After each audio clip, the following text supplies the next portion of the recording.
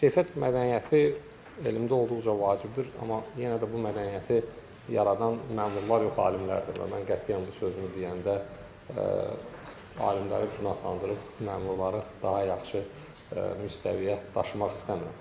Amma söhbət nədən gedir? Yəni, bu və ya digər elmi adın verilməsi, bu və ya digər elmi rəyin verilməsi həqiqətən də alimin işidir. Yəni, çünki elmi rəyi verən alimdir.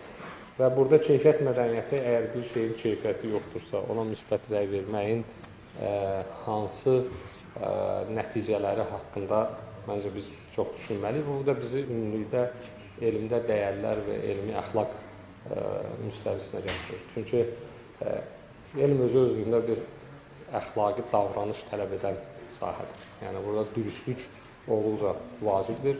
Bu dürüstlüyün yəqin ki, qısa olaraq iki məqamını qeyd edə bilərəm.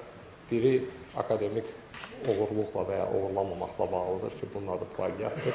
İkincisi isə daha çox akademik rəylə bağlıdır. Dürüst olmayan akademik rəy, yəni dürüst olmayan akademik rəy, çünki sonunda PhD dərəcəsini, fəlsəfə doktoru, elmlər doktoru və s. digər elmi dərəcələrin verilməsi, bu adların verilməsi digər akademik insanların rəyindən başqa bir şey olmalı deyil.